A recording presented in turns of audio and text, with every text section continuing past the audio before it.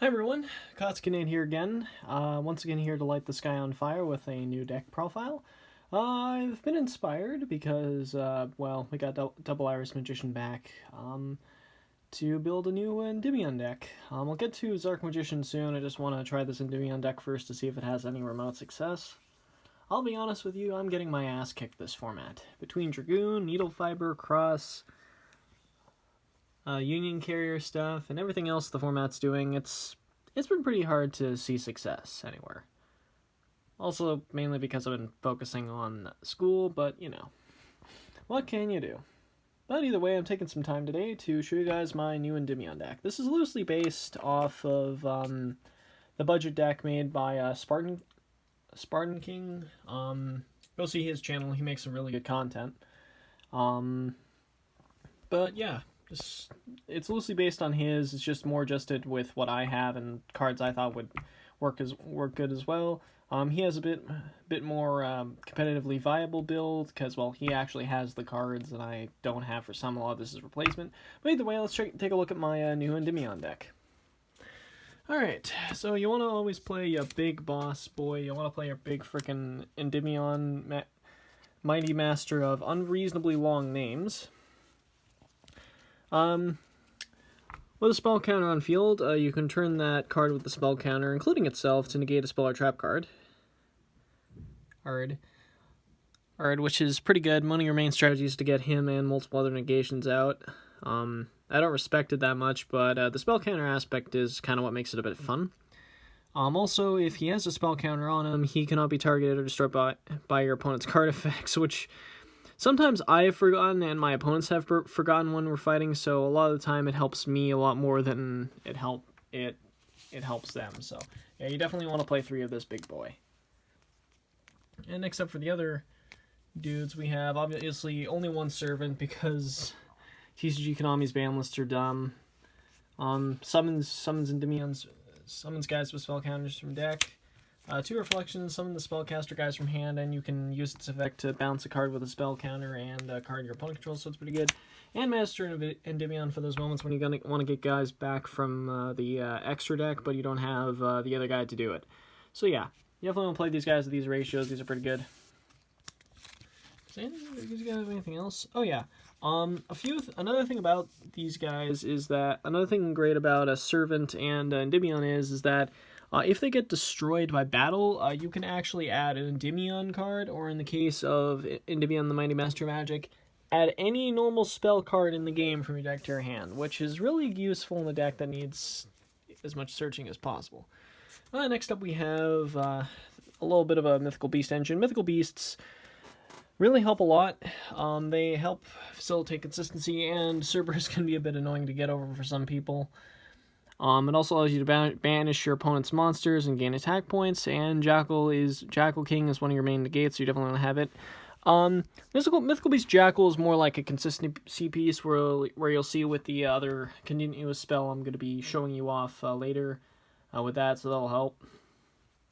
That helps facilitate plays with that continuous spell. Mythical Institution, so we'll get to that later. Next up we have 3 Magical Abductors. 3 Magical Abductors, yeah, it helps facilitate consistency. It might clog up your scales a little bit because if you draw multiples, it kind of sucks. Especially since we aren't playing any rank 4s in the deck, so it doesn't really help you there. But it does help you get any of your pendulums from your deck to your hand, which will really help with your consistency, so you definitely want to play it. Chronograph Sorcerer, it's a pretty standard pendulum engine. You destroy it to get Time Gazer on the field, and with another guy, you can go into a Link 2 with him, so he's pretty good with that. You definitely want to run that engine. Another engine of choice I'm running because I have Lure of Darkness in this deck is Curtain Raiser.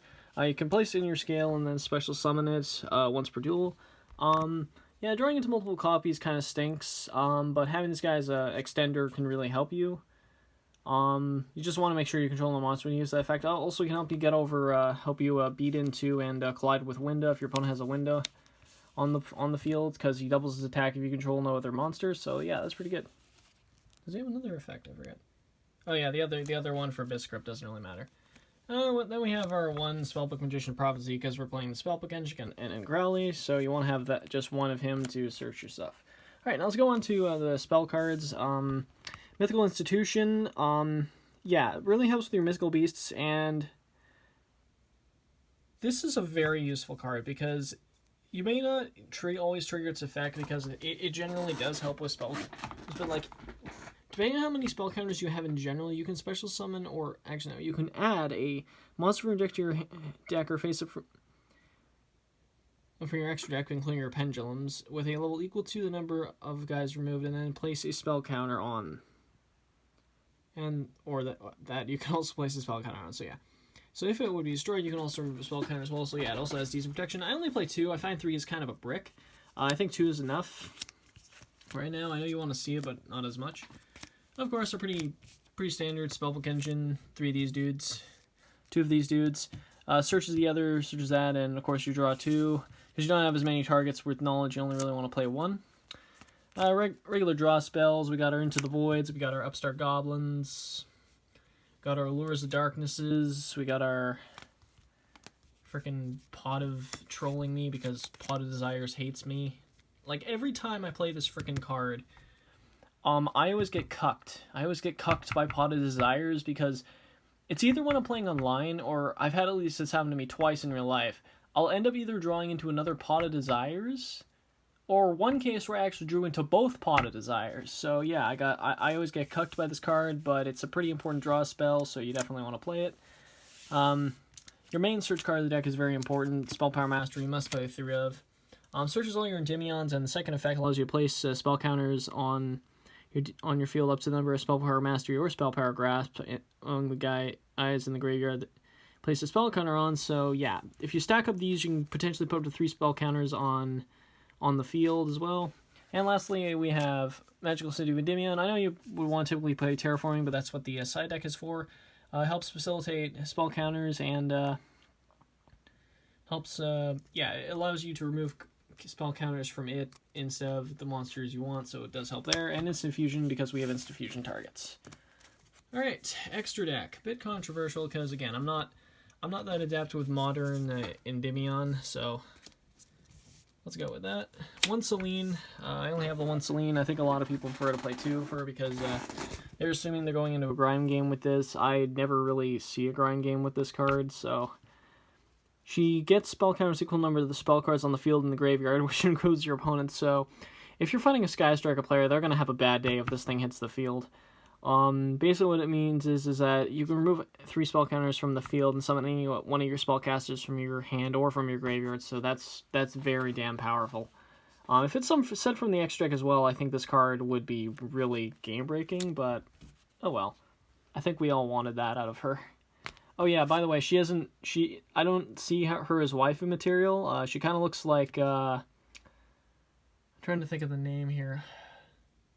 She looks like Sleeping Beauty or Aurora or whatever her name is from the new Maleficent film, so not really waifu material for me. We got Breaker the Magical Warrior. You definitely want to play him. Can help pop your scales and also gain spell counters each time guys are summoned to his own points too. You never really use the beatdown aspect of gaining spell counters to gain attack points, but it definitely helps there. Crowley is for your spellbook engine, and yeah, you're probably never going to see the second effect where you summon a normal one of your spellcasters without tributing. Barricade Blocker, I find is helpful because you can discard one of your guys to add either Mythical Institution or Citadel to your hand, so that can help facilitate plays there. Nightmare Phoenix to help pop spells and traps. Nightmare Unicorn to help get rid of pesky cards that you want to shuffle into the deck. Borlo Dragon to steal your opponent's waifus. Access Code Talker because we thought that was the best. This was probably my best investment. You can banish any number one of your other Link monsters with different attributes and just pop that same number of cards your opponent controls. And depending on what you used as a Link material for this guy, he gains attack points. This is better off in Salamangreat. I'd use Boral Sword personally for Pendulum builds because, well, in Salamangreat you get double attacks off of Update Jammer, which with this is just completely insane. So, yeah. Next up, we have our Mini Odd Eyes package. We got our Absolute and Vortex. You go into Absolute, then you go into another monster who will, in turn, make Absolute summon out Vortex, who is another great negation, and bounces any specials, just yeah, just bounces any attack position monster when it's special summoned, and that just counts in general, so that definitely helps. Rank 6, tons of options you can go with. Right now, I'm just choosing to go with Bolt Tummy because that's the one I have right now. I recommend cards like Norito. SpartaKing recommend Beatrice. Recommended Beatrice, so that's definitely a thing. Yeah. And for another rank 7, I thought of Dark Anthelian Dragon. Okay, I know what you're gonna say here, and I'm saying, I know this card isn't that good, but it's a generic rank. But it is a generic rank 7 who can lower your opponent's attack, and when it dies, it's a freaking scale 10. Like that's really helpful. Like having a scale 10 is awesome. Plus, it like lowers your opponent's attack while it's in scale, so that can help. Here's another card. Here's another card I've seen a lot in this format is Elder Antonia Tess. Because of how laughably broken Dogmatica is this format, and considering their tendency to love to send things from the extra deck, you want to have this on field to send this because it will trigger this guy to send from the grave. So that what will happen is your opponent will end up sending you'll be able to send your own to Tess, and what'll end up happening is, well, you'll pop your opponent's shit, which will be useful. And then we have our 2 instant fusion targets, Thousand Eyes Restrict and Millennium Eyes Restrict. I'm running each because just for options. I'm trying to find my Relinquished Link 1 to use as a card in this deck. I'm definitely probably gonna end up replacing this guy with the Relinquished Link 1. The Relinquished Link 1 allows you to steal your opponent's monster He points 2 and only requires a level 1, meaning you could use Instant Fusion to then go into one of these 2 and then immediately go away into the Relinquished guy, so you don't end up losing that badly if either of these 2 die. Either way, I find them both really useful cards that you definitely want to play, and yeah. Now, what is the next spot? Oh yeah, we have to get into the side deck. Hold on a second. Oh wait, I have a give me a second. Forget an Army of Darkness deck box. All right, like I said, it's pretty similar to SpartaKing's deck list. So again, he has probably the better build. He has a better build than I do. So yeah, got 3 Denko Sekka right here, facilitating against back row. You got your freaking Kaijus here. This is a terrible. Dragoon is terrible. I hate Dragoon. So you wanna Kaiju it, because again, that's your only real option. Here's a really janky thing I love playing around with is Secret Village of the Spellcasters. I know a lot of this format is mainly Monster Effect Central, but if you manage to get this out on the field with like your Jackal King, you're set. You're just set. You're ready to go. Because your opponent can't activate spells, and you can negate one of their monster effects. So unless they evenly match you, which might happen, I don't know. But yeah, it does help with that. And yeah, Terraforming, if you use that in combination with this, instead of it'll help even up consistency and screw over your opponent a bit. And for some other cards, yeah, more back row hate, because we don't want to fight against back row decks with Pendulum. All right. That's enough of me and my crazy deck lists for today. Like I said, this is mainly based off of and very similar to the list created by SpartaKing. He made a much better deck list, so go check out his. I hope I'm allowed to mention his name without getting in trouble. So either way, guys, I hope you guys have a fantastic day. Zarc Magician list is coming soon once I figure something else out to do with it, and hope you guys have a wonderful day, and light the sky on fire.